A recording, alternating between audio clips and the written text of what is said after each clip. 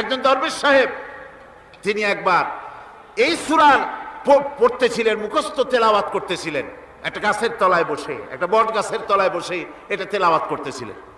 যখন তিনি পড়লেন হাল তারা মিন ফুতুর, আমার সৃষ্টি নৈপুণ্যতার ভিতরে কোনো ভুল পাওয়া যায় নাকি? দরবেশ সাহেব চিত হয়ে শুয়ে শুয়ে তেলাওয়াত করতেছেন আর বলছেন, আল্লাহ রব্বুল আলামিন, তোমার সৃষ্টি নৈপুণ্যতার ভিতরে কোনো ভুল ধরার ক্ষমতা তো কোনো মানুষের নাই। তবে একটা জিনিস আমার নজরে পড়ল, এই যে বিরাট বট গাছটা, পৃথিবীতে যত গাছ আছে যেমন গাছ তেমন ফল, তাল গাছটা যেমন ফলও তেমন, নারকেল গাছটা যেমন ফলটাও তেমন, কিন্তু এত বড় বিশাল বট গাছ ফল হতেছে ছোট্ট ছোট্ট ট্যাবলেটের মতো। গাছটা যেমন ফলটা তেমন হয় নাই। আল্লাহ এটা ভুল না, তুমি বলেছো যে দেখো কোনো ভুল টুল আছে নাকি, তো ভুল তো না, আমার চোখে এটা লাগলো, যেমন গাছ তেমন ফল হয় না। দরবেশ সাহেব চিত হয়ে শুয়ে শুয়ে তেলাওয়াত করছেন, মনের মধ্যে এই চিন্তা আসলো, গাছটা যেমন তেমন ফলটা হলো না। দরবেশ সাহেব বলেন, এই চিন্তা করতেছি, হঠাৎ করে একটা দমকা হাওয়া বয়ে গেল, ডালে ডালে বাড়ি লেগে গেল, একটা আদা পাকা বটের ফল অনেক উপর থেকে বৃন্তচ্যুত হয়ে চট করে এসে আমার নাকের উপরে ফট করে পড়ল। নাকের উপরে এমন ভাবে পড়ছে, নাকটা জ্বলে উঠছে। আমি সেজদায় পড়ে গেলাম।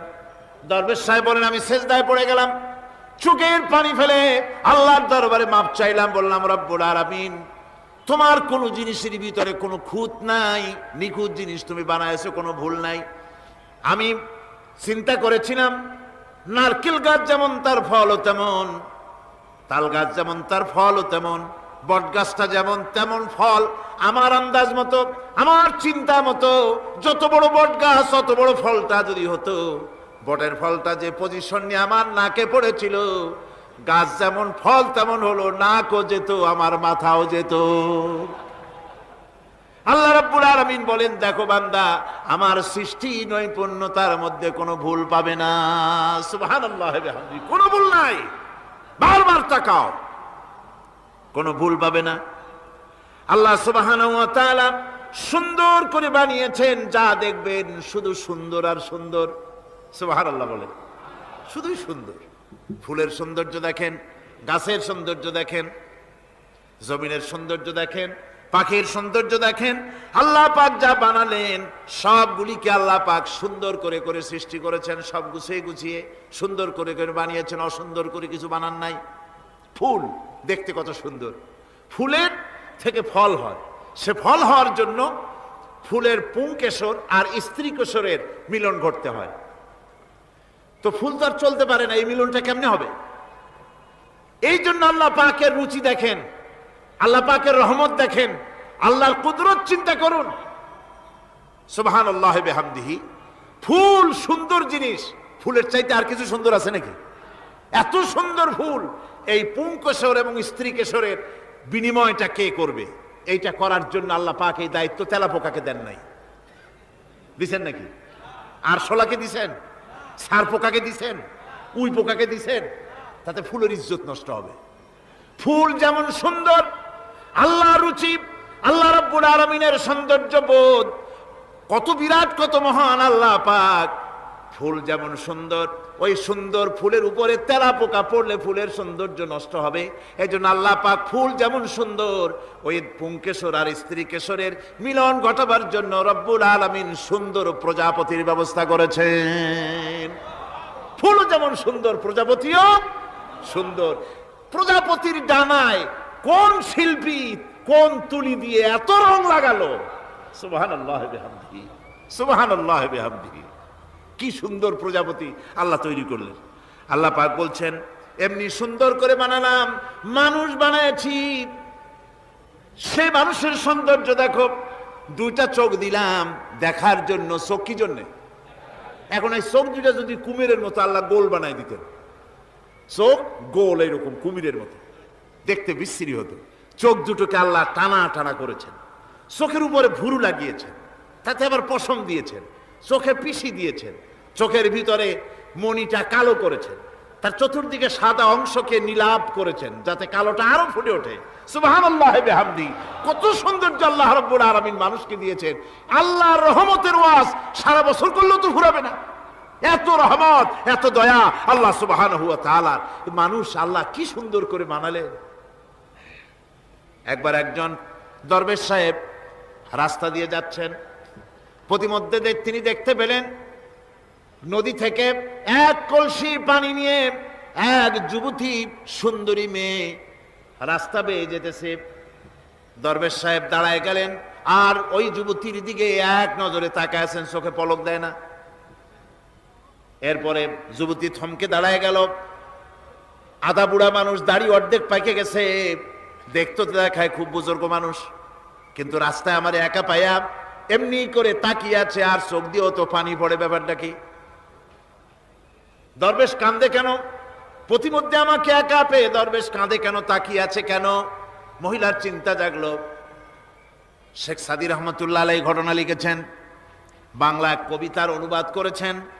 একদা সুখদায়ক প্রমোদা বদন, দর্শন করি মম ঝরিল নয়ন। হেসে কহে সে রূপসী সবিস্ময় মন, কহ দেখি মহাশয় কহ কি কারণ। বিষয় বিরাগী তুমি ভুবনে প্রচার, কি হেতু জন্মিল তব মানস বিকার।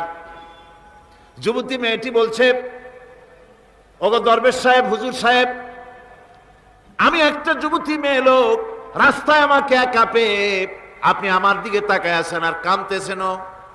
এই বৃদ্ধ বয়সে ভীমরতি হলে কেন? আমাকে দেখে কাঁদেন কেন আর এক নজরে কেন তাকায়ছেন? কারণটা কি? কি কুমতলব আছে? দরবেশ সাহেব বলছেন, হেসে কহিলাম বালে করহ শ্রবণ, নেত্র ঝরে তবু হেতু ভেব না এমন। হে রূপসী মেয়ে, তোমার জন্য আমি কান্দি, একথা একবারও চিন্তা করো না। যে শিল্পী রচিল এই সুধাংশু বদন, তাহার তরে ঝরে নেত্র নয়নে জীবন। তোমার প্রেম পাওয়ার জন্যে তোমাকে দেখে লোবাতুর এবং কামুক হয়ে তোমার দিকে তাকায় কান্দি, একবারও ভেব না। আল্লাহর কসম আমি কাঁদতেছি তোমার এত সুন্দর স্বাস্থ্য আর চেহারা যে আল্লাহ রাব্বুল আলামিন বানায় দিলেন, না জানি সেই আল্লাহ কত সুন্দর। যার সৃষ্টি এত সুন্দর সেই আল্লাহ রাব্বুল আলামিন না জানি কত সুন্দর। আল্লাহ পাক সেই সুন্দর আল্লাহ রাব্বুল আলামিনকে দেখার তৌফিক যেন আমরা পাই। জোরে বলেন আমিন, আর জোরে বলেন আমিন। আল্লাহ পাক বলছেন, আমি সুন্দর করে সব তৈরি করে দিয়েছি। বুঝবে তারা যারা চিন্তাশীল, যারা গবেষণা করে। ইন্না ফি খালকিস সামাওয়াতি ওয়াল আরদি ওয়া ইখতিলাফিল লাইলি ওয়ান নাহার লাআয়াতিন লিউলিল আলবাব। নিশ্চয়ই যারা নাকি জ্ঞানবান, তারা রাত এবং দিনের পরিবর্তন, আকাশ এবং জমিনের সৃষ্টি ইত্যাদির ব্যাপারে, এই সৃষ্টি নৈপুণ্যতার ব্যাপারে তারা চিন্তা করে, গবেষণা করে। এবং দিনের পার্থক্য মানুষের জীবনকে জীবন পদ্ধতিকে দুই ভাগে বিভক্ত করেছে, রাত এবং দিন। দেখেন আল্লাহর রহমত এবং কুদরত সব জায়গায়। রাত এবং দিন মানুষের জীবন চলার পথকে, জীবন পদ্ধতিকে কয় ভাগে ভাগ করেছে? দুই ভাগ। আল্লাহ পাক বলেন, ওয়াজআলনাল লাইলা লিবাসান ওয়াজআলনান নাহারা মাআশা। আমি রাতকে করেছি শান্তির বাহন, রাতকে করেছি আচ্ছাদন, শান্তির বাহন, আর দিনকে করেছি রোজগার করার জন্য। দিনের বেলায় রোজগার করবে, কামাই রুজি করবে, কল কারখানায় যাবে, খেতে খামারে যাবে, অফিস আদালতে যাবে, কাজ কাম করবে। এ কাজ করে করে শরীরের ভিতরে ক্লান্তি আসে, অবসাদ এসে যায়। আল্লাহ রাব্বুল আলামিন বলেন, আমি আবার রাত বানালাম। ওই রাতের বেলায় মানুষ যখন ঘুমায় যায়, এই ঘুম তার সমস্ত অবসাদ আর ক্লান্তি দূর করে দিয়ে সকাল বেলায় আবার তাজা মানুষ করে সমস্ত একেবারে পরিপূর্ণ কর্মক্ষম একজন মানুষে তাকে পরিণত করে দেয়। রাতটাকে আচ্ছাদন করে দিয়েছি, দিনের কোলাহল মুক্ত রাত। সূর্যের আলোর ঝলকানি, তীব্র আলো নাই, চিৎকার নাই, আওয়াজ নাই। রাতের একটি অন্ধকার চাদর পরিয়ে দিলাম এই পৃথিবীর উপরে। রাতের একটি অন্ধকার চাদর পৃথিবীর উপরে পরিয়ে দিলাম। কোলাহল মুক্ত পৃথিবী। এখন সূর্যের তীব্র আলো আর নাই। এখন আরামে তুমি ঘুমিয়ে যাও, ঘুমাও, আবার সকালবেলা উঠে তুমি কাজ করবে। আল্লাহ পাক বলেন, আমি এভাবে ওয়ামির রাহমাতিহি জাআলা লাকুমুল লাইলা ওয়ান নাহারা লিতাসকুনু ফীহি ওয়া লিতাবতাগু মিন ফাদলিহি। আল্লাহর রহমতের ভিতরে এটাও রহমত, আল্লাহর করুণা, আল্লাহর দয়া যে তিনি দিনকে করেছেন রুজি কামার জন্য, রাতকে করেছেন তিনি তোমাদের জন্য ঘুমাবার জন্য, বিশ্রামের জন্য। এই ব্যবস্থা আল্লাহ রাব্বুল আলামিন করেছেন, যিনি তোমাদেরকে দুপুর বেলায় বিকেল বেলায়ও তোমাদেরকে অবসাদ গ্রহণের জন্য, আরামের জন্য দুপুর এবং বিকাল সকাল ইত্যাদি তৈরি করেছেন। কোরআন শরীফের ভিতরে আল্লাহ পাক এ সমস্ত কথাগুলি ব্যাখ্যা সহকারে বলে দিচ্ছেন যে আমার রহমত ওয়াসিআত রাহমাতি কুল্লে সেই সমস্ত জিনিসের চতুর্দিকে, তুমি যেখানে আছো তার চতুর্দিক আকাশ এবং জমিন আমার রহমত তোমাকে ঘিরে রেখেছে। এ কোরআন নাজিল করেছেন সেই আল্লাহ, সেই রহমান যার দয়া সর্বত্র ছড়িয়ে আছে। আল্লাহ পাক বলছেন এরপরে তোমাকে সৃষ্টি করলাম, জমিন সৃষ্টি করলাম খাবারের জন্য। আমার রহমতের বিষয়টা দেখো, আমি এমন দয়াবান, এমন মেহেরবান। এবার তোমার খাবারের জরুরত হলো তুমি কি খাবে, সেজন্য এই জমিনে ফসলের ব্যবস্থা আমি আল্লাহ করেছি। জোরে বলেন সুবহানাল্লাহ। জমিন শুকায় গেছে, বৈশাখ মাসের জ্যৈষ্ঠ মাসের প্রচন্ড রৌদ্রের তাপে জমিন শুকায় গেছে। এই জমিনে তুমি ফসল ফলাবে কি করে যদি না পানি দিয়ে জমিনটারে ভিজায় দেই? আল্লাহ বলেন জমিন ভিজাবার দায়িত্ব আমি নিলাম। আল্লাহুল্লাযী আরসালার রিয়াহা ফাতুসিরু সাহাবা। সমুদ্রের পানি, লবণাক্ত পানিগুলি বাষ্পীয় আকারে উত্থিত হয়ে যায়, মেঘমালায় পরিণত হয়ে যায়। বাতাসকে বলি এই মেঘকে টেনে নিয়ে যাও অমুক জায়গার উপরে। মেঘ চলে এলো। আল্লাহ বলেন ফাসুকনাহু ইলা বালাদিম মাইয়িতিন ফাআহইয়ানা বিহিল আরদা বাদা মাউতিহা কাযালিকান নুশুর। আল্লাহ পাক বলছেন বৃষ্টির পানি পড়লো, মরা জমিন জিন্দা হয়ে গেল। এই মরা জমিন জিন্দা হলো। এরপরে তুমি বীজ বপন করলে, ধান বপন করলে, গম বপন করলে, মাটির খাসলাত হলো সব পচায় দেওয়া। মাটির খাসলাত কি কথা বোঝেন না? মাটির ধর্মটা কি? পচায় দেওয়া। যা রাখেন পচে যাবে, লোহা রাখেন জং ধরে যাবে, পাথর রাখেন আস্তে আস্তে, এ ধরনের যেসব জিনিস রাখেন আস্তে আস্তে করে ধ্বংস হয়ে যাবে, পচে যাবে। ওই মাটির ভিতরে ধান এবং গম, আপনার ফসল, আপনার খাদ্য, আপনার রিজেককে আমানত করে দিলেন। আল্লাহ পাক ওটাকে হেফাজত করলেন। এরপরে ওর ভিতর থেকে পাতা অঙ্কুরিত হয়ে বেরিয়ে এলো। এখন কেউ যদি বলে আল্লাহ যদি পানি না দেন, আল্লাহ যদি বৃষ্টিটা না দেন, তাহলে আমার অসুবিধাটা কি? আল্লাহ বলেন দেখো বৃষ্টিটা তো আমি দিলাম। বৃষ্টিটা কে দিলেন? আল্লাহ পাক বলেন আফারাআইতুমুল মাআল্লাযী তাশরাবুন আআনতুম আনজালতুমুহু মিনাল মুজনি আম নাহনুল মুনজিলুন। তোমরা যে পানি পান করো, আকাশ থেকে এই পানিটা কে বর্ষণ করে? তুমি করো না আমি করি? কে করে জোরে কন? আল্লাহ পাক বলছেন আমি পানি বর্ষণ করি। সেই পানিটা এই যে বঙ্গোপসাগরের পানি, আপনাদের কর্ণফুলীর পানি, মিষ্টি না নোনা? কি পানি জোরে কন? এই নোনা পানি আকাশে উঠলো। আল্লাহ পাক বলেন ইচ্ছে যদি করতাম লাউ নাশাউ জাআলনাহু জাজান ফালাউলা তাশকুরুন। পানি উঠালাম, নোনা পানি, ইচ্ছে করলে লবণাক্ত অবস্থায় অবতীর্ণ করে দিতে পারতাম, জমিনের ফসল সব নষ্ট হয়ে যেত। কিন্তু আমি নোনা পানি উঠাইয়া ওই পানিগুলিকে মিষ্টি করে আমি নাজিল করে জোরে কান সুবহানাল্লাহ, মিষ্টি পানি অবতীর্ণ করে দিলাম। এখন মানুষ বলে আল্লাহ পানি না দিলে কি হইতো? আমাদের খাল আছে, বিল আছে, সাগর আছে, নদী আছে, পুকুর আছে, হাওড় আছে, টিউবওয়েল আছে, ডিপ টিউবওয়েল আছে। আল্লাহ বৃষ্টি না দিলে তো কি হয়ে গেল আমাদের?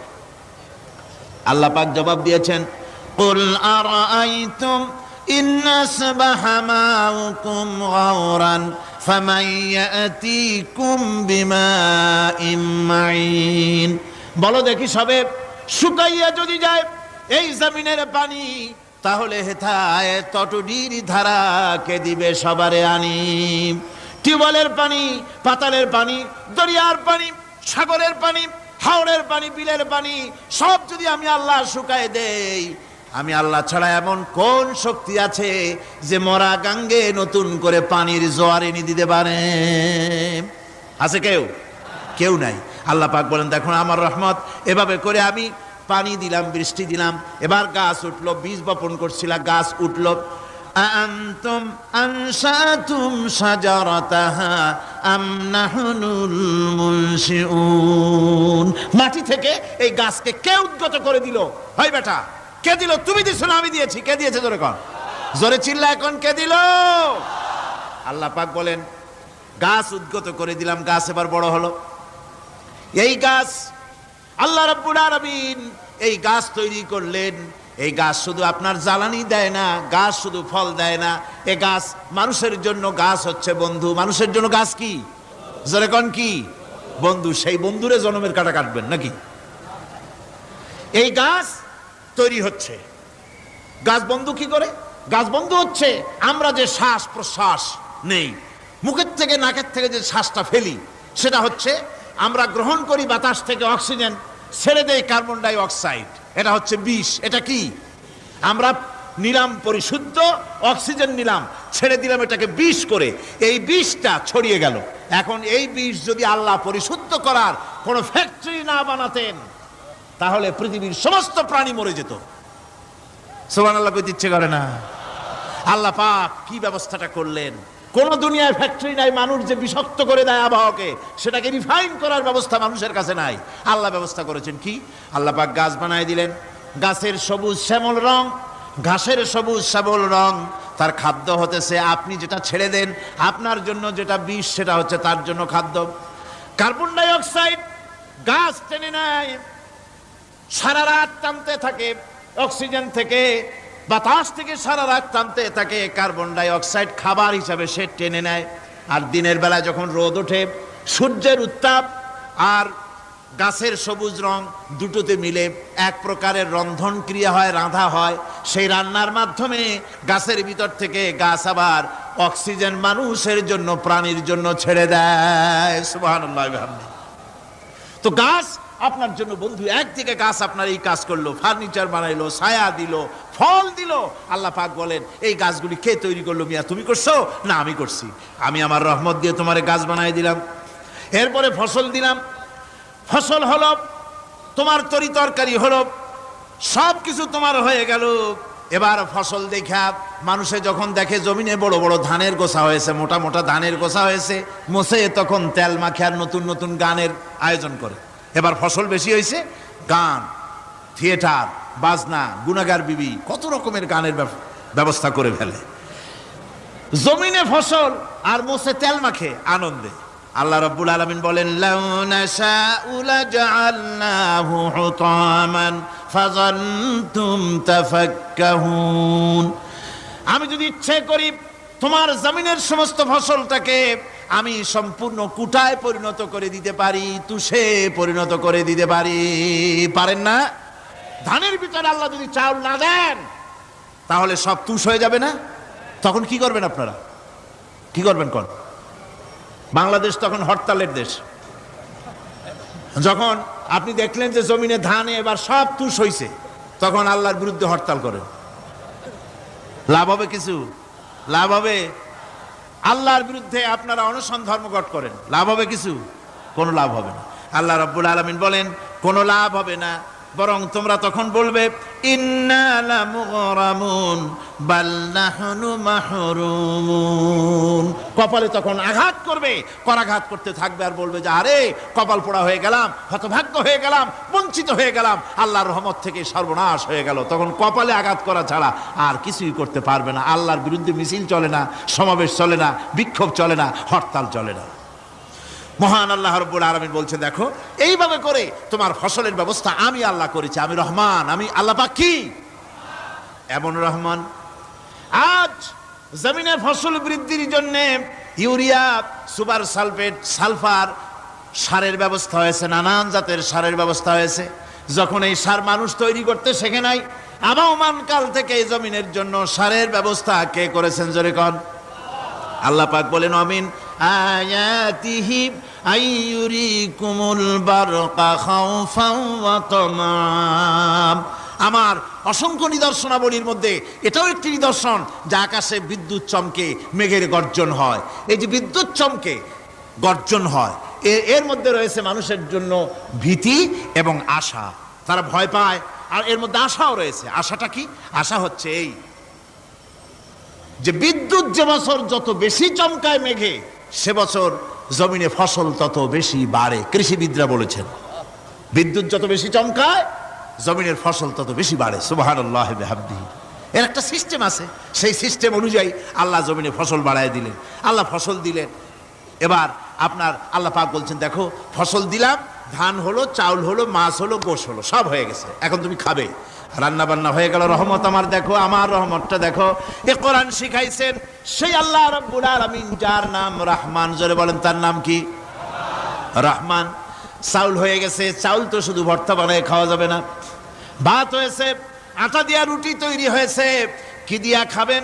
আল্লাহ রাব্বুল আলামিন আপনার পুকুরের ভিতরে মাছ দিয়া দিলেন, জন্তু জানোয়ার দিলেন, চার পায়া জানোয়ারের গোশত হালাল করে দিলেন, পাখির মাংস আল্লাহ রাব্বুল আলামিন হালাল করে দিলেন। এখন মাছ হলো, গোশ হলো। মাছ আর গোশ সিদ্ধ করে খাওয়া যাবে? জোরে বলেন, যাবে? যাবে না। তার গন্ধ নষ্ট করতে হবে আর সুঘ্রাণ সৃষ্টি করতে হবে। এই গন্ধ নষ্ট করে সুঘ্রাণ সৃষ্টি করার জন্য লবঙ্গ তৈরি করলেন কে? কথা কন না কেন? এলাচি কার? দারচিনি কার? লবণ কার? মরিচ কার? হলুদ কার? পিঁয়াজ কার? সুবহানাল্লাহ ওয়া বিহামদিহি। এত নিয়ামত আল্লাহ রাব্বুল আলামিন বলেন, ওয়া ইন তাউদ্দু নি'মাতাল্লাহি লা তুহসুহা। আমার নিয়ামত গণনা করে করে আমার নিয়ামত গুণে শেষ করতে পারবে না, এত নিয়ামত আমি দান করেছি।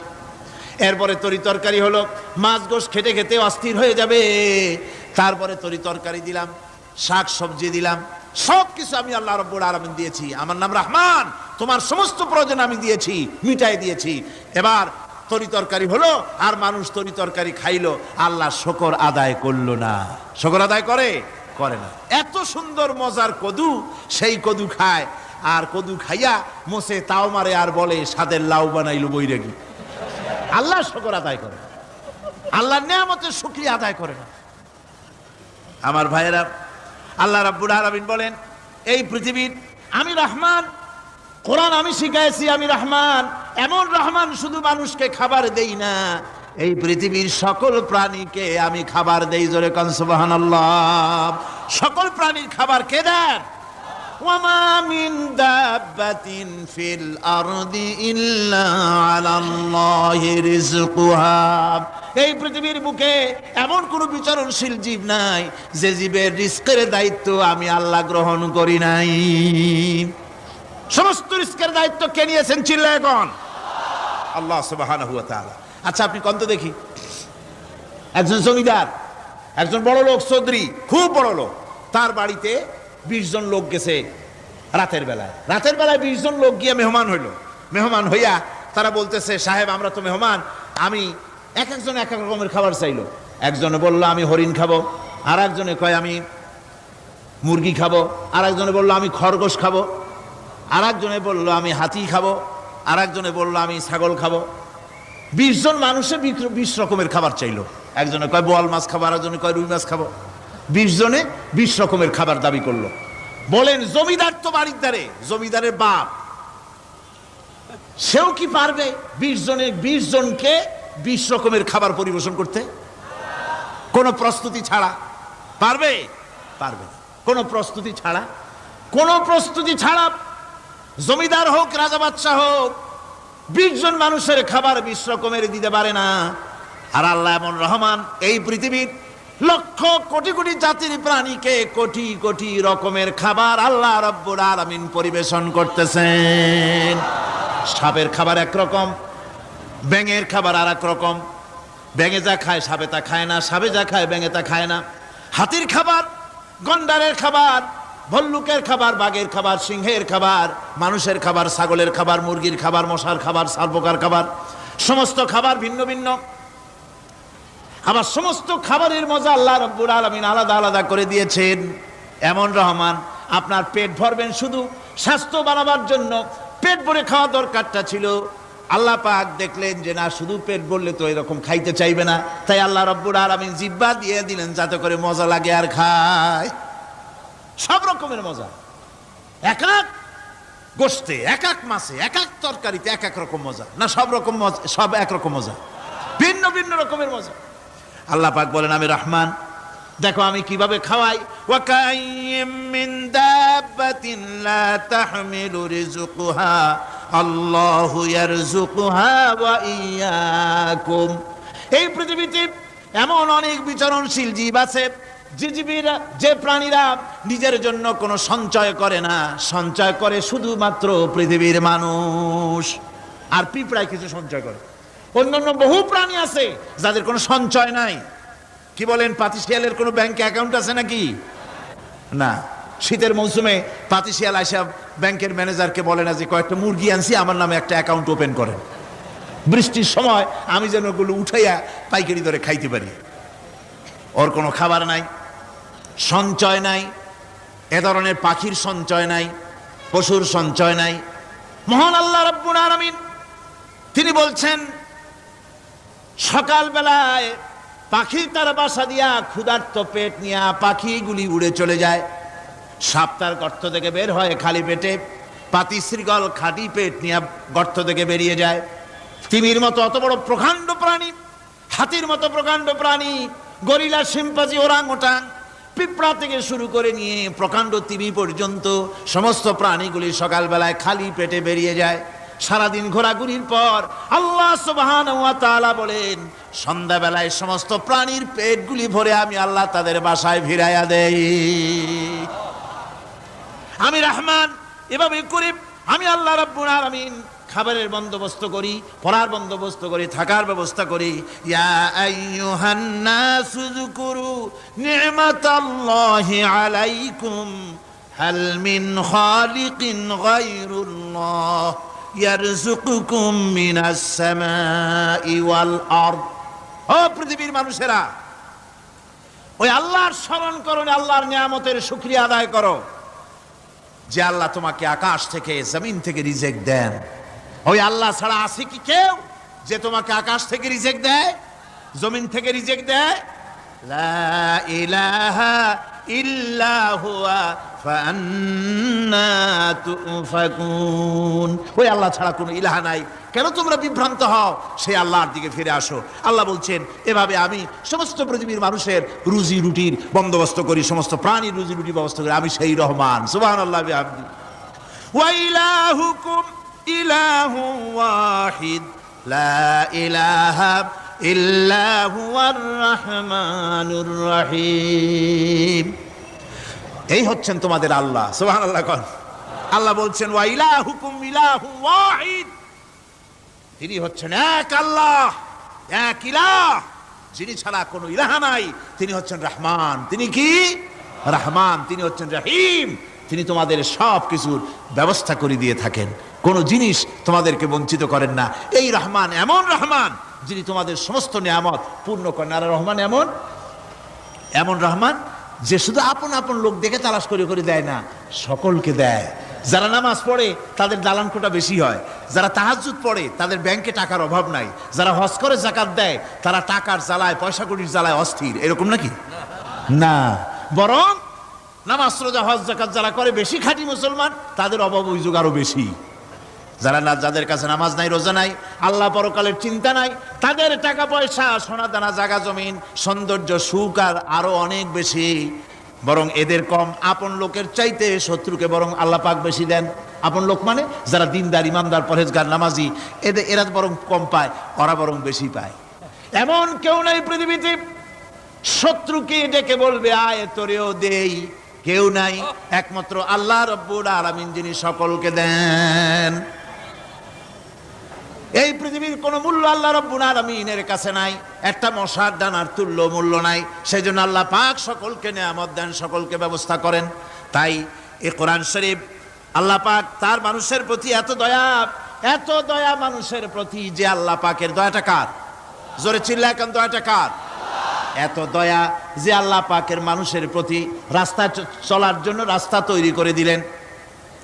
পাহাড়ের ভিতরে মানুষ যেন হারায় না যায়, পাহাড়ের ভিতরে গিরিপথ বানালেন যিনি, মরুভূমির ভিতরে হারায় না যায় নিশানা বানালেন যিনি, সমুদ্রের ভিতরে রাতের আধারে যেন গভীর সমুদ্রে হারায় না যায় সেজন্য মহাশূন্যের ভিতরে তারকা প্রদীপ জ্বালায়া পথের নির্দেশনা দিয়ে দিলেন যিনি, এত ব্যবস্থাপনা যিনি করলেন, সে আল্লাহ রাব্বুল আলামিন মানুষের জন্য এই পৃথিবীতে ব্যক্তি, পরিবার, সমাজ ও রাষ্ট্রে, আন্তর্জাতিক জীবনে, স্বরাষ্ট্রনীতি, পররাষ্ট্রনীতি, শিক্ষানীতি, যুদ্ধনীতি, বন্দিনীতি, তার জীবনের সমস্ত নীতিমালার ব্যাপারে আল্লাহ রাব্বুল আলামিন বুঝি কোনো দিক দর্শন দেন নাই। দিয়েছেন কিনা? সুতরাং রহমানের দাবি হচ্ছে, আল্লাহর রহমানিয়তের দাবি হচ্ছে বান্দার জন্য কোরআন শিক্ষা দেওয়া। যত শিক্ষা আল্লাহ দিয়েছেন, যত দয়া আল্লাহ বান্দাকে করেছেন, সবচাইতে বড় দয়া কোরআন শিক্ষা দেওয়া। জোরে কান সুবহানাল্লাহ। যত দয়া, যত নিয়ামত, যত রহমত আল্লাহ বান্দাকে করেছেন, তার মধ্যে শ্রেষ্ঠ রহমত, শ্রেষ্ঠ দয়া, শ্রেষ্ঠ করুণা মানুষের জন্য, আল্লাহর এই পৃথিবীর মানুষের জন্য সবচাইতে শ্রেষ্ঠ দয়া কি? জোরে বলেন কি? কোরআনের শিক্ষাই হচ্ছে আল্লাহ পাকের এই মানুষের জন্য সর্বশ্রেষ্ঠ দয়া।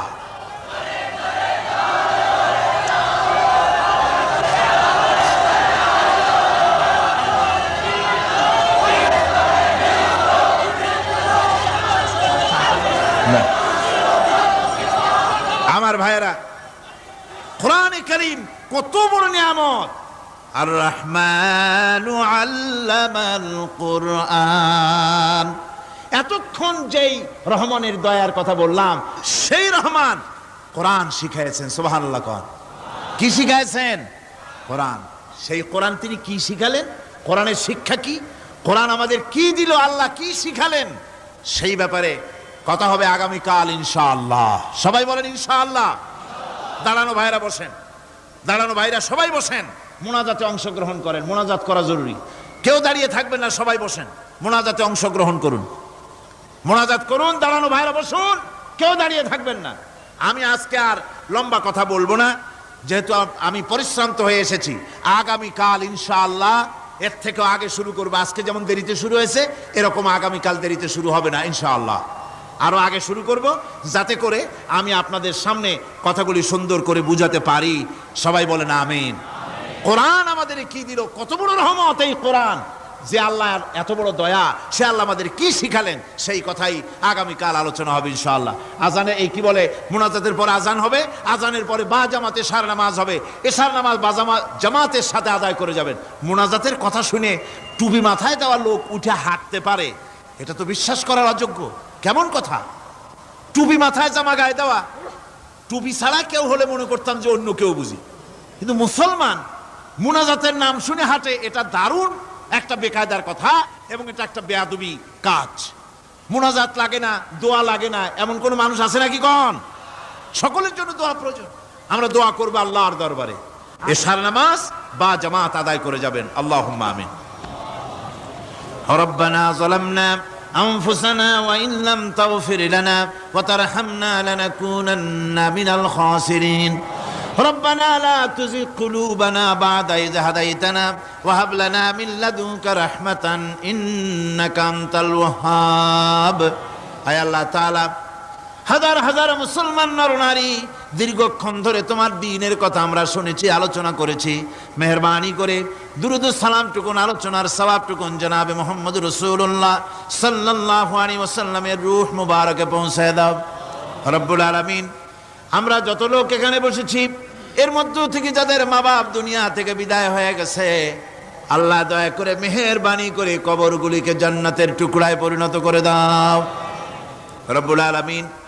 কোরআনে কারীমের মাহফিলে এসেছি, সারা জীবন যত গুনাহ করেছে, কোরআনে কারীমের বরকতে আমাদের জিন্দেগির সমস্ত গুনাহ খাতাকে মাফ করে দাও আল্লাহ। আয় আল্লাহ তাআলা, ইসলামী সমাজ কল্যাণ পরিষদ প্রতি বছর এই মাহফিলের আয়োজন করে থাকেন, তোমার কোরআনের খেদমত করে থাকেন। এবছরে আয়োজন করতে যথেষ্ট বেগ পেতে হয়েছে তাদেরকে। আল্লাহ তুমি তাদের প্রয়োজনকে গায়েবী মদদ দিয়া পুরা করে দাও রব্বুল আলামিন। এই খেদমতের পুরোধা যিনি, এ কোরআনে কারীমের তাফসীরের মাহফিলের সাথে যিনি অঙ্গাঙ্গিভাবে জড়িত, মাওলানা শামসুদ্দিন সাহেব, আয় আল্লাহ তাআলা ডাক্তাররা বলেছে তার দৃষ্টিশক্তি ফিরে পাওয়া অসম্ভব, কিন্তু আমরা তোমার কাছে কোনো জিনিস অসম্ভব মনে করি না। রব্বুল আলামিন, তোমার কাছে অসম্ভব বলে কোনো জিনিস তোমার কাছে নাই। তুমি দয়া করে মেহেরবানি করে তার চোখ দুটির দৃষ্টিশক্তি ফিরাইয়া দাও। রব্বুল আলামিন, এ মাহফিলকে তোমার দরবারে মঞ্জুর করে নাও। এ মাহফিলে যারা আসেন, যারা কথা বলেন, সকলকে যোগ্যতা দাও যাতে করে তোমার বান্দাদেরকে সঠিক কথা পৌঁছাতে পারেন। আমাদের দ্বীন ও ঈমান আকীদাকে আল্লাহ তুমি সহিহ করে দাও, তোমার রাস্তায় চলার তৌফিক দাও। এ মাহফিলের জন্য যারা পয়সা দেয়, কষ্ট করে, শুনতে যারা আসে, আল্লাহ তুমি তাদের প্রতি রহম করো।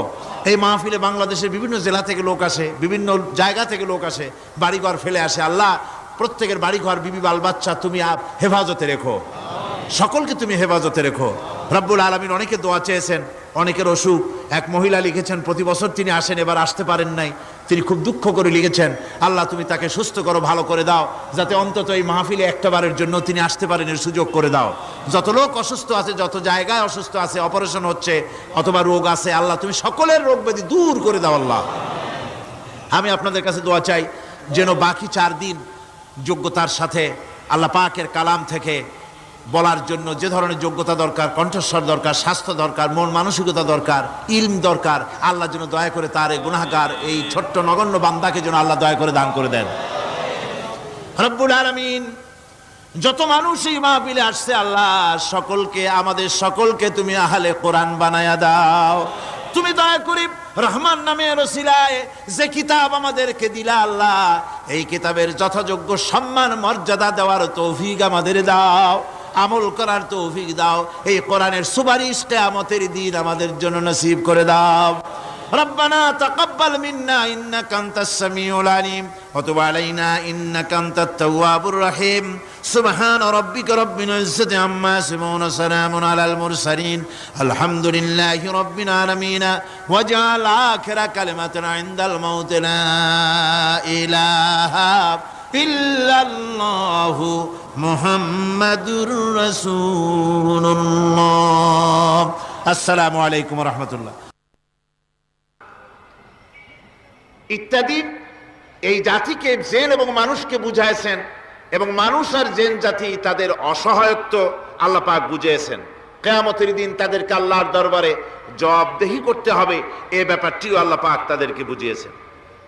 এছাড়া আরো একটি কথা এই সূরাটির ভিতরে পাওয়া যায়, সেটা হচ্ছে, বোঝা যায়, সেটা হচ্ছে এই যে রাসূল করিম সাল্লাল্লাহু আলাইহি ওয়াসাল্লাম শুধুমাত্র মানুষের জন্য নবী নন, তিনি জেনেদের জন্য নবী। তাই তার মুখ থেকে কোরআন, মানুষের দাওয়াত, জেনেদের কাছে দাওয়াত আল্লাহ পাক তার মুখ থেকে বের করিয়েছেন। তিনি শুধু মানুষের নবী ছিলেন না, তিনি ছিলেন গোটা বিশ্ববাসীর নবী। এজন্য রাসূল করিম সাল্লাল্লাহু আলাইহি ওয়াসাল্লাম হচ্ছেন বিশ্ব নবী। রাসূল কি নবী?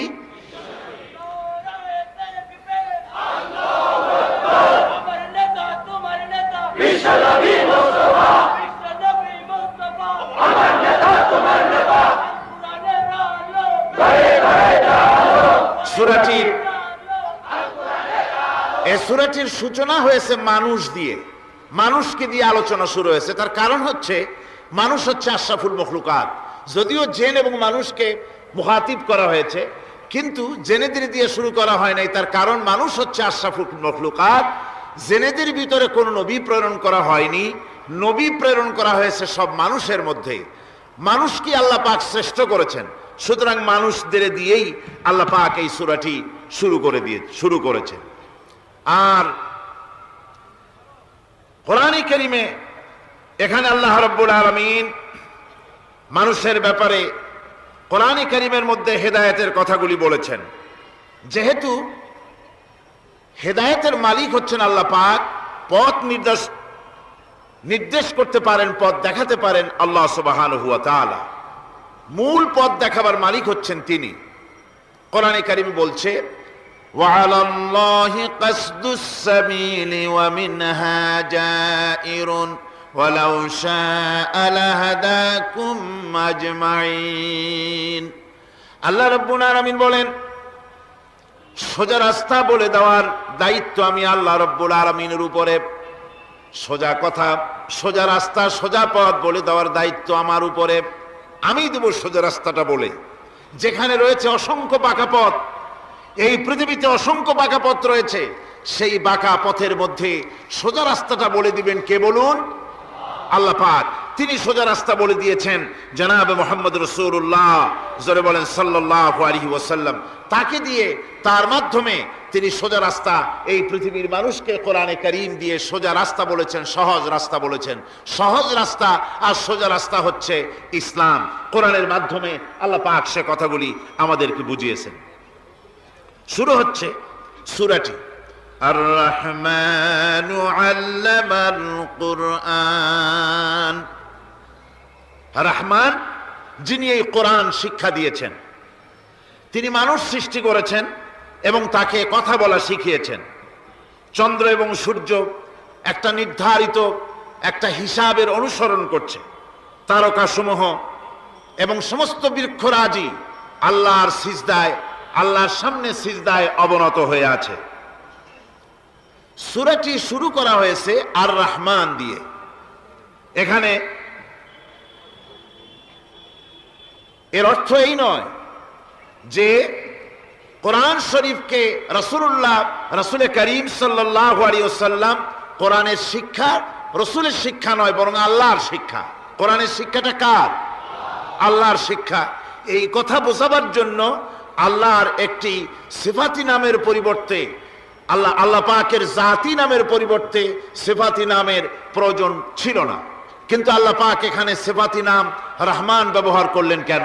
এটা তো এমনও হতে পারত আর রাজ্জাকু আল্লামাল কোরআন, আস-সাত্তারু আল্লামাল কোরআন, আল গাফফারু আল্লামাল কোরআন। এভাবে তো আল্লাহ পাকের অনেকগুলি সিফাতি নাম আছে, সে নাম দিয়েও তো শুরু হতে পারত, কিন্তু আল্লাহ পাক তা করেননি। তার কারণ হলো আল্লাহ পাক এমন একটি নাম দিয়ে শুরু করেছেন তার সিফাতি নামগুলির মধ্য থেকে, যে নামটি হচ্ছে দয়ায় পরিপূর্ণ, আর রহমান, অর্থাৎ দয়া। এই কোরআন শিখিয়েছেন তিনি, যিনি হচ্ছেন দয়াবান, যিনি দয়ার মহাসাগর, যার দয়ার কোনো শেষ নাই। তিনি কোরআনে কারীমকে মানুষকে শিক্ষা দান করেছেন।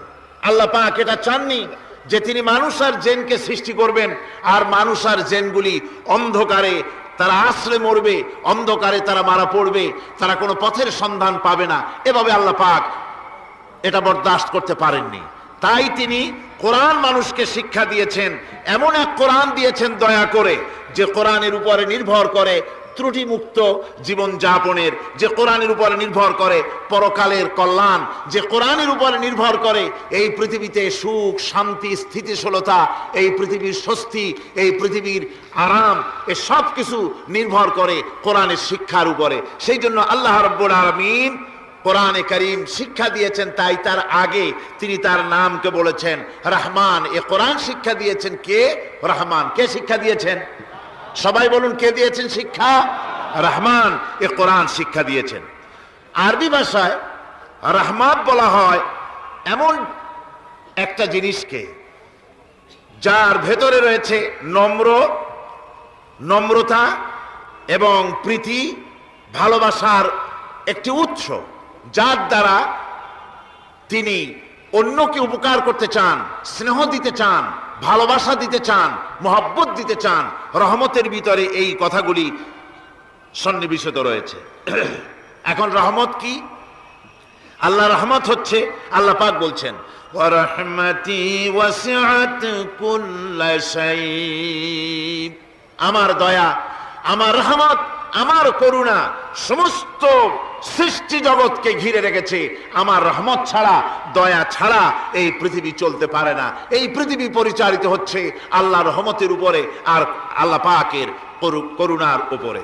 কোরআনে কারীম বলছে কুল লিমান মা ফিস সামাওয়াতি ওয়াল আরদি কুল লিল্লাহি কাতাবা আলা নাফসিহির রাহমা।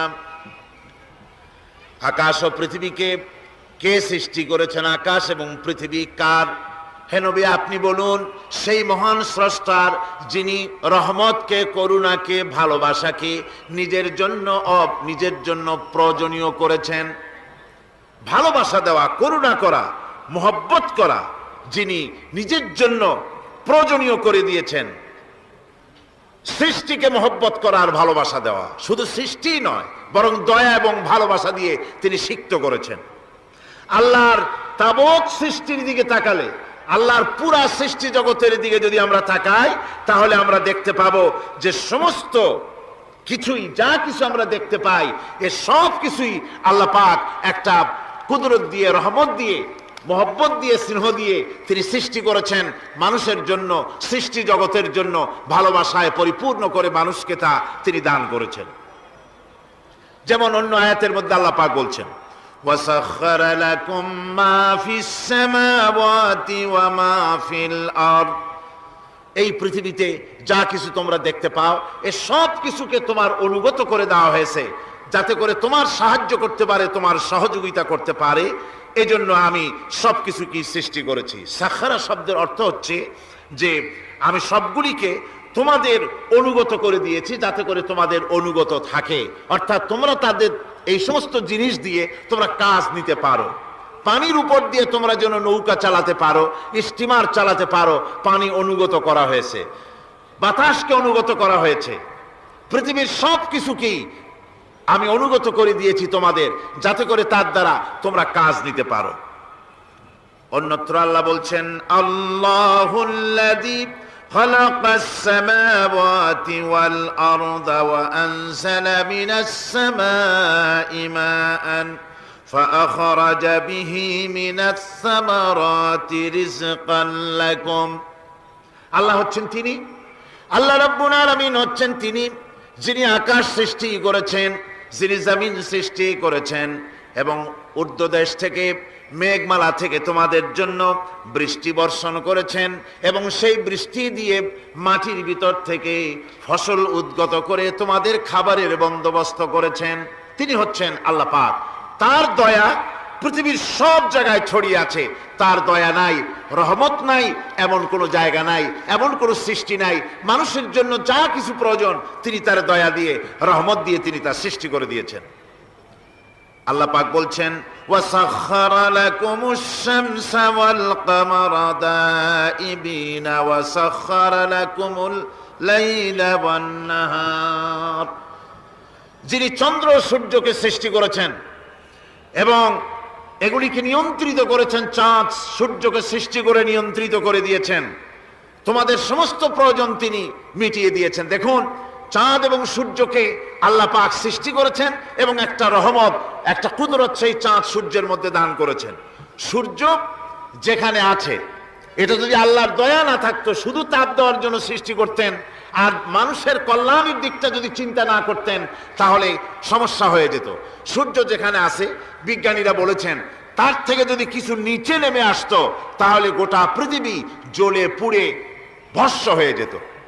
আর যেখানে আছে তার থেকে সূর্য যদি কিছু উপরে উঠে যেত, তাহলে গোটা পৃথিবী হিম শীতল হয়ে, পৃথিবী ফ্রিজ হয়ে যেত, মানুষ প্রাণী জগৎ মরে সব শেষ হয়ে যেত।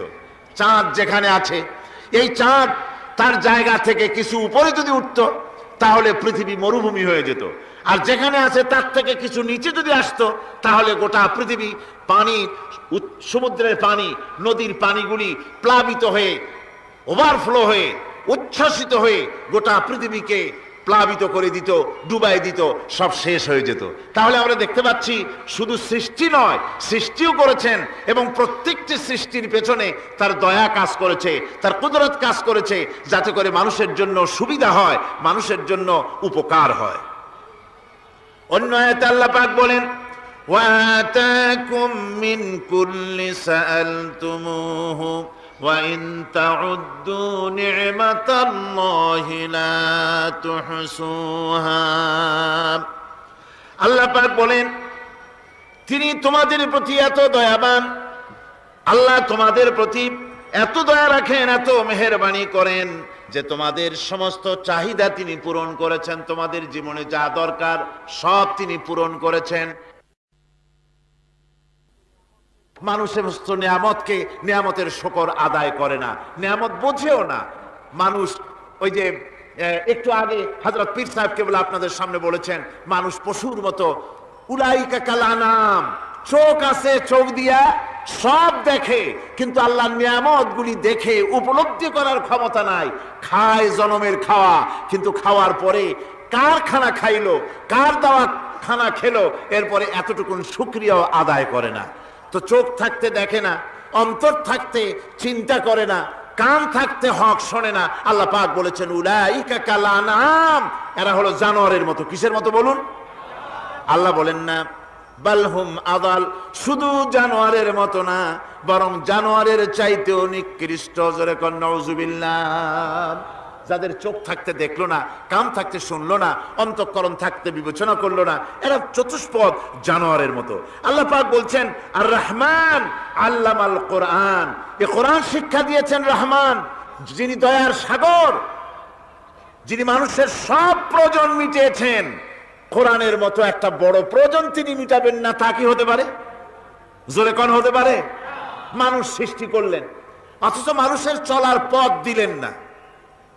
মানুষ সৃষ্টি করলেন, মানুষ কোন পথে চলবে, কি করলে আল্লাহ রাজি হবেন, কি করলে বেহেশতে যাব, কি করলে শান্তিতে থাকবো দুনিয়ায়, এর কোনো পরিকল্পনা তিনি দিলেন না। তিনি শুধু বললেন নামাজ পড়ো, রোজা রাখো, আর তা যদি না করো কিয়ামতে জাহান্নামে যাবা। আল্লাহ কি এইভাবে জালিম? আল্লাহ এরকম জালিম? ওয়ামাল্লাহু বিযাল্লামিল লিল আবিদ। আল্লাহ পাক বলেছেন আমি আমার বান্দার জন্য জালিম নই, আমি বান্দার উপরে জুলম করি না। আল্লাহ পাক রহমান, তিনি আমাদের পথ দেখিয়েছেন। তিনি কি সুন্দর, কত রহমতটা, কত দয়া। রহমান নাম দিয়ে সূরাটি শুরু করেছেন। এ কোরআন শিক্ষা দিয়েছেন তিনি, যিনি দয়াবান। আল্লাহ রাব্বুল আলামিন বলেন আল্লাযী জাআলা লাকুমুল আরদা মাহাদান ওয়া জাআলা লাকুম ফীহা সুবুলান লাআল্লাকুম তাহতাদুন। তিনি আল্লাহ যিনি তোমাদের জন্য এই পৃথিবীটাকে সমতল করেছেন, এই পৃথিবীটাকে সুন্দর করেছেন, সমতল করে দিয়েছেন। আর তোমাদের চলার জন্য তিনি রাস্তা তৈরি করেছেন, সমতল জমিনের উপরে পথ করে দিয়েছেন। পৃথিবীটাকে সমতল করেছেন, মাটিটাকে সুন্দর করেছেন, রহমত করেছেন। তিনি পৃথিবীর মানুষকে বসবাসের জন্য একটা পৃথিবী বানালেন, কিন্তু সেই পৃথিবীতে সেই মাটিটা এমন হলো যেখানে এত শক্ত যা বিল্ডিং করা যায় না, যেখানে মাটি খোসা যায় না, জমিন চাষ করা যায় না। জমিন কি এরকম শক্ত? জোরে বলেন, এরকম শক্ত? এরকম শক্ত না। আবার বৃষ্টি পড়লে যে কাদা হয়, ওই রকম যদি জনমের মতো আল্লাহ কাদা বানায় দিতেন যে মানুষ দাঁড়াইতেই পারে না, কাদার মধ্যে ডুবে যায়, এরকম যদি অবস্থা হতো, তাহলে এই পৃথিবীর এই জমিনের উপরে মানুষ বাড়ি ঘর বানাইতে পারতো না। ঠিক কিনা কন? আল্লাহ পাক বলছেন আমি একটা ভারসাম্যের মাধ্যমে এই পৃথিবীকে, এই জমিনকে সৃষ্টি করেছি, এবং এই জমিন যেন তোমাকে নিয়ে নড়াচড়া করতে না পারে সেজন্য আমি পাহাড় দিয়েছি। পাহাড়গুলিকে কিলকের মতো, পেরেকের মতো খিল মেরে দিয়ে পৃথিবীটার ভারসাম্য রক্ষা করেছি, যাতে করে তোমাকে নিয়ে টালমাটাল হতে না পারে। এই সুন্দর করে পৃথিবীটা বানালাম। তারপরে وَلَقَدْ مَكَّنَّاكُمْ فِي الْأَرْضِ وَجَعَلْنَا لَكُمْ فِيهَا مَعَائِشَ قَلِيلًا مَا تَشْكُرُونَ। আল্লাহ পাক বলেন আবার দেখো, এই জমিনে আমি তোমাদেরকে প্রতিষ্ঠিত করেছি, আর জমিনের উপরে তোমরা যাতে রুজি রোজগার করতে পারো সে ব্যবস্থাও আমি করে দিয়েছি। জমিন সৃষ্টি করেছি, আবার রুজি রোজগার করবে সে ব্যবস্থাও আমি তোমাদের জন্য করে দিয়েছি। এই পৃথিবী তুমি চাষাবাদ করবে, তাতে ফসল হবে সে ব্যবস্থা করে দিয়েছি, বাড়িঘর বানাবে সে ব্যবস্থা করে দিয়েছি।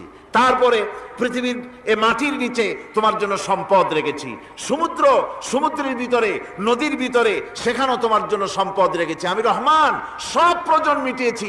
শুধু এর জন্য নয় যে সৃষ্টি করলাম, ইবাদত করলাম আর জাহান্নামে পাঠিয়ে দিলাম, তা তো না। তোমাকে আমি সৃষ্টি করেছি, তোমার প্রয়োজন, যত প্রয়োজন তোমার ছিল জীবনে, সমস্ত প্রয়োজনগুলি আমি মিটিয়েছি। আল্লাহ পাক বলছেন وَهُوَ الَّذِي سَخَّرَ الْبَحْرَ لِتَأْكُلُوا مِنْهُ لَحْمًا طَرِيًّا وَتَسْتَخْرِجُوا مِنْهُ حِلْيَةً تَلْبَسُونَهَا। আল্লাহ পাক বলেন এই সমুদ্রকে আমি আল্লাহ তোমার নিয়ন্ত্রিত, তোমার নিয়ন্ত্রণাধীন করে দিয়েছি সমুদ্রকে। আর তার ভিতরে তাজা মাংস, তাজা গোশত তোমার জন্য রেখেছি, খাবার রেখেছি। আবার তুমি পরিধান করতে পারো এমন জিনিসও, ব্যবহারের জিনিস সমুদ্রের মধ্যে রেখে দিয়েছি। তার মানে হলো সমুদ্রের ভেতরে, তার ভিতরে মাছ রয়েছে, টাটকা মাছ আছে, মণিমুক্তা আছে। স্থলভাগে পৃথিবীর মাটির উপরে যত জিনিস আছে, যত নিয়ামত আছে, সমুদ্রের তলদেশে তার কোনো অংশে কম নাই, বরং তার থেকে আরো বেশি আছে। মাটির উপরে যত নিয়ামত আছে, সম্পদ আছে, মাটির তলায় তার থেকে কোনো অংশে কম নাই। অনেক নিয়ামত মাটির তলায় আছে, খনিজ দ্রব্যগুলি মাটির তলায় থাকে। সমুদ্রের তলদেশে অসংখ্য নিয়ামত আল্লাহ রাব্বুল আলামিন রেখেছেন। বলছেন আমি হচ্ছে রহমান, আমার দয়ায় ভরা, আমি তোমার সমস্ত প্রয়োজন আমি আমার দয়া দিয়ে আমি মিটিয়েছি। দরুদ শরীফ পড়েন, সালাতুন ইয়া রাসূলুল্লাহ আলাইকুম সালামুন ইয়া।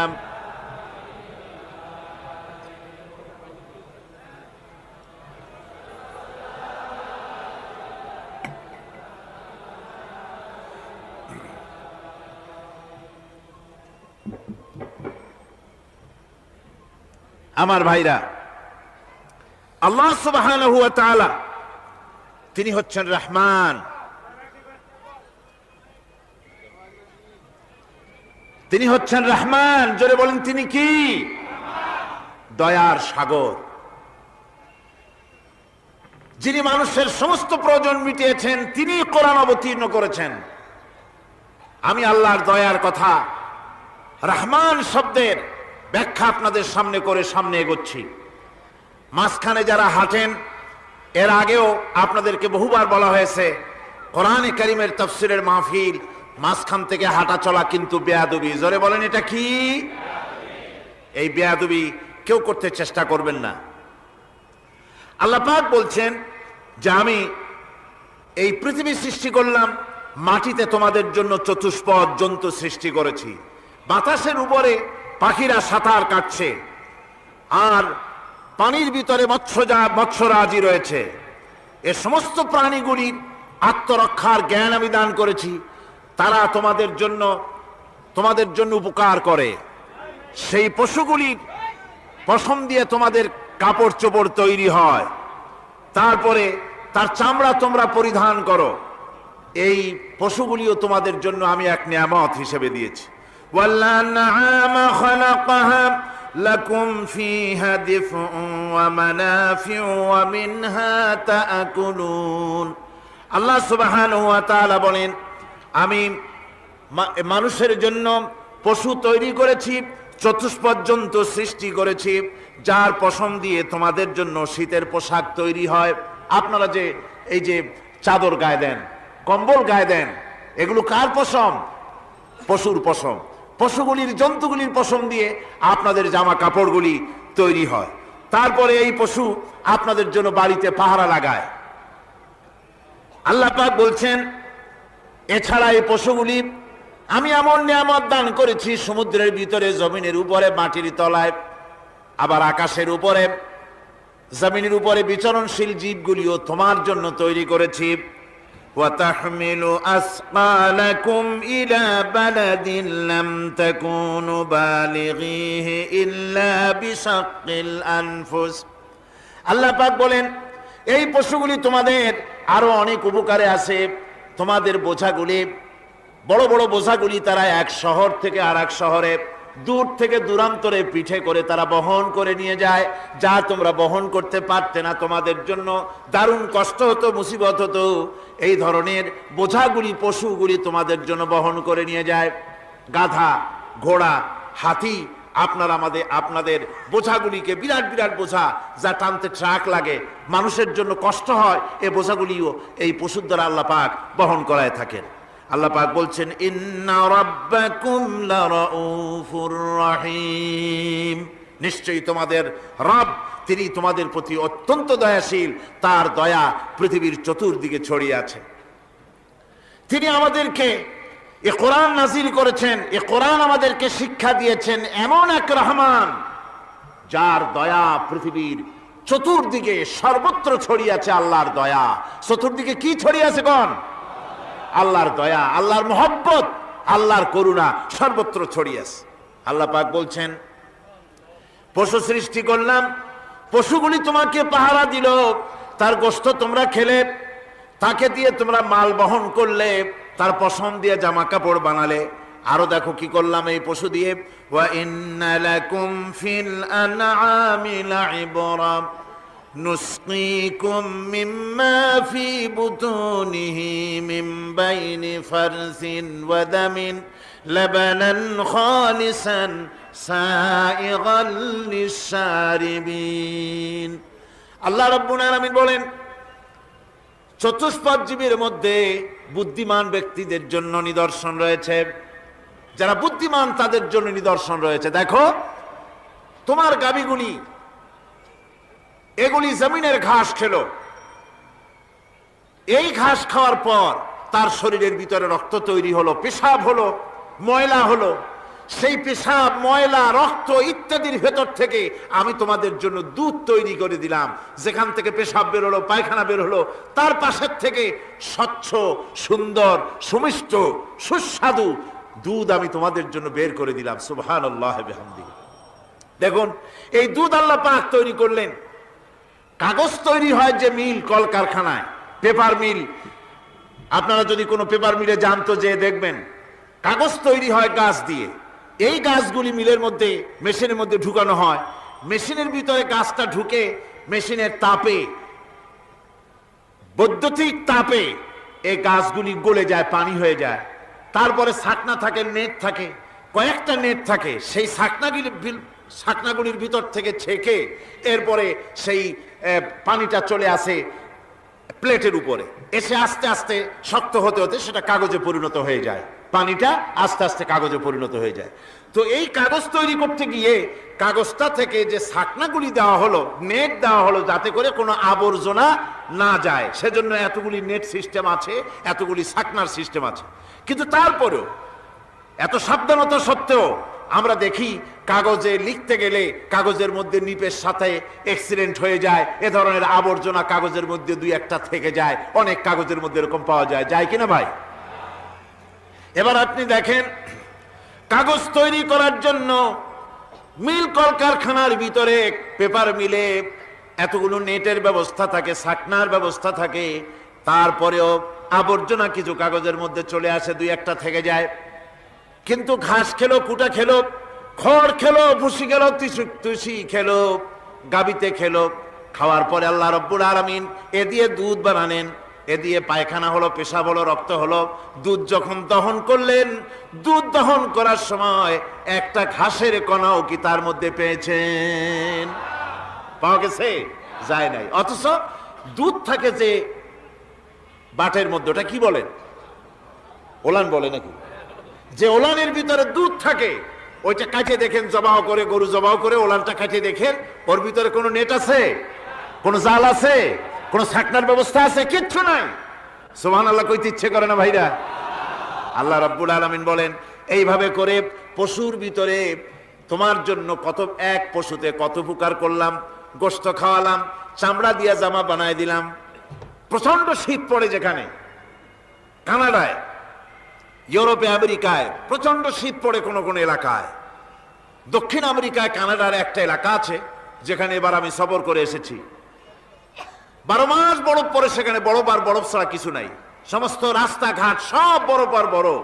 সেখানে এই প্রচন্ড শীতের ভিতরে মানুষ কিভাবে থাকবে? সুতা দিয়া তৈরি করা কাপড়ে শীত কিছুতেই মানতে পারে না। আমি তো গেছি এমন এক জায়গায়, কানাডা এবং আমেরিকা যেখানে ছিলাম, সেখানে শীত ছিল -11 টেম্পারেচার, -11। এখন বোঝেন যে ঠান্ডাটা কি পরিমাণ। মুখের থেকে থুতু ফেললে আপনি চেহারা ফিরাতে পারবেন না, এর মধ্যে আপনার থুতু বরফ হয়ে যাচ্ছে।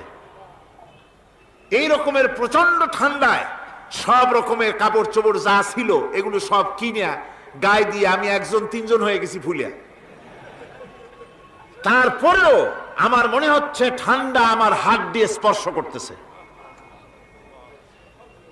তাহলে বরফের দেশ যেটা, এস্কিমোরা যেখানে বাস করে, সেই মানুষগুলির অবস্থা কি? ওই এস্কিমোরা যেখানে বাস করবে 12 মাস যেখানে বরফ পড়বে ওই জায়গার মানুষগুলো কি করে কি গায়ে দিয়া বাঁচবে, এ পরিকল্পনা এই চিন্তা দুনিয়ায় কেউ করে নাই, রহমান করেছেন। আল্লাহ রাব্বুল আলামিন পশু তৈরি করেছেন, পশুর গায়ে পশম দিয়েছেন, চামড়া দিয়েছেন, সেই জায়গার মানুষগুলি চামড়া দিয়া জামা তৈরি করে গায়ে লাগায়, শীত ঢোকে না। সুবহানাল্লাহ বিহামদিহি। চামড়া দিয়ে জামা তৈরি হচ্ছে, কাপড় চোপড় তৈরি হচ্ছে। আল্লাহ বলেন এভাবে করে কত কিছু হলো। চামড়া দিয়া জামা বানাইলা, পশম দিয়ে শাল তৈরি করলে, কম্বল তৈরি করলে, গোশতগুলো পাইকারি দরে খাইলে জম্মের খাওয়া, তারপরে হাড্ডিগুলি দিয়ে সার তৈরি করলে।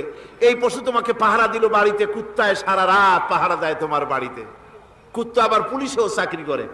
ইংল্যান্ডে লন্ডনে দেখেছি আপনার সেখানে কুকুর, ওকে ট্রেনিং দেওয়া হয়, কুকুর পুলিশে চাকরি করে। কোন কোন পুলিশ আছে হাবিলদার, সাব ইন্সপেক্টর, তবে কুত্তা জানে না যে সাব ইন্সপেক্টর কিনা আসে। বিভিন্ন বিভাগ তাকে দেওয়া হয়েছে এবং তারা এত নির্ভরযোগ্য, শুধুমাত্র চোরের ছবি আর তার ব্যবহৃত জামা কাপড় একটুখানি নাকে শুকায় দেবে কুত্তাকে, পুলিশ আর যাওয়া লাগবে না। এই কুত্তা পুলিশই যথেষ্ট। খুঁজা চোর যদি একবার তার নজরে এসে যায় আর ছাড়াছাড়ি নাই, তাকে হাজির করবে, পুলিশের সামনে এনে হাজির করবে। তো এই কুকুর বাড়িতে পাহারা দিচ্ছে আপনার জন্য, তারপরে পুলিশের দায়িত্ব পালন করতেছে। মানুষ মরে গেলে কোথায় মরেছে সেগুলি সন্ধান করে নিয়ে আসতেছে, মাইন কোথায় পোতা আছে তা খুঁজে নিয়ে আসতেছে। কত উপকার আল্লাহ পাক করছেন। আল্লাহ পাক বলছেন, দেখো বান্দা, তোমার জন্য এই ধরনের অসংখ্য নিয়ামত আমি দান করেছি। আর এই নিয়ামতগুলি কার থেকে আসছে? ওয়ামা বিকুম মিন নি'মাতিন ফামিনাল্লাহ। যত নিয়ামত বান্দা তোমার জন্য তুমি পেয়েছো, সমস্ত নিয়ামত আমি আল্লাহ রাব্বুল আলামিনের পক্ষ থেকে এসেছে। সব নিয়ামত কে দিয়েছেন? জোরে বলেন, কে দিলেন? আল্লাহ পাক দিলেন। আল্লাহ পাক বলেন, এইভাবে করে আমি আমার নিয়ামত দিয়ে, রহমত দিয়ে তোমাকে আমি সৃষ্টি করেছি, তোমাকে লালন পালন করতেছি। একটি মানুষ যতই সংকীর্ণ এবং অসভ্য জীবন যাপন করুক না কেন, সে পৃথিবীতে যেখানে বসবাস করে সেখানে বসে সে অন্তত তার চতুর্দিকে কত নিয়ামত সে লাভ করতেছে তা সে চিন্তা না করে পারে না। সে যদি চিন্তা করে তাহলে অবশ্যই এগুলি তার জ্ঞানের মধ্যে আসবে। একজন কৃষক, সে নির্জন একটা কুটিরে বাস করে, সে আল্লাহর সৃষ্টি নৈপুণ্যতা বুঝুক আর না বুঝুক, আকাশ কেন সৃষ্টি হলো, জমিন কেন সৃষ্টি হলো, এই কথা যদি জিজ্ঞাসা করা হয় কৃষককে, সে তো ভালো করে তা বুঝবে না। কিন্তু অন্তত এতটুকুন কথা একটা মূর্খ, একজন চাষি যে প্রত্যন্ত একটা অঞ্চলে বাস করে, একটা নিবিড় পল্লীতে বাস করে, অজ পাড়াগায় বাস করে, কোনো শিক্ষার আলো পৌঁছায় নাই, স্কুল নাই, কলেজ নাই, বিদ্যুৎ নাই, হসপিটাল নাই, রাস্তা নাই, টেলিফোনের ব্যবস্থা নাই, এমন একটা জায়গায় একটা নিরেট, একটা মূর্খ, একটা চাষি একটা ঘরের মধ্যে বাস করে। সে পৃথিবীর আল্লাহর সৃষ্টি নৈপুণ্যতা আর কিছু বুঝুক আর না বুঝুক, এতটুকুন কথা তো সে বোঝে যে আমি যদি অসুস্থ হই তাহলে এই গাছপালার পাতা শিকড় বেটে খেলে আমি রোগমুক্ত হয়ে যাই। আমি প্রচন্ড রৌদ্রে যখন পুড়ি গাছের তলায়, আমি ছায়া নিলে পরে আমি তখন আরাম পাই, ঠান্ডা পাই। এই গাছগুলি তার তরুণ বয়সে আমাকে ফল দেয়, গাছ যখন বড় হয় তখন সে আমাকে ছায়া দেয়। এই গাছের তক্তাগুলি দিয়ে, গাছ দিয়ে কাঠ হয়, তা দিয়ে তক্তা হয়, তা দিয়ে খুঁটি হয়, তা দিয়ে আড়া হয়, তা দিয়ে নৌকা হয় ইত্যাদি সে বুঝতে পারে। তাছাড়া এই গাছ যখন বুড়ো হয়ে গেল, শুকিয়ে গেল, তখন এই গাছ দিয়ে আগুন জ্বালায়া আমি রান্না বান্না করি। গাছ এত আমার উপকার করছে, তার দ্বারা উত্তাপ পাই, আলো পাই, এত কিছু পাই। একটা মূর্খ লোকও চিন্তা করলে এতগুলি জিনিস সে অনুভব করতে পারে এবং এরপরে তার চিন্তা চলে যায় যে এই সমস্ত নিয়ামত এমনি এমনি হয় নাই, নিঃসন্দেহে একজন এগুলি সৃষ্টি করেছেন, তার নাম আল্লাহ। তার নাম কি?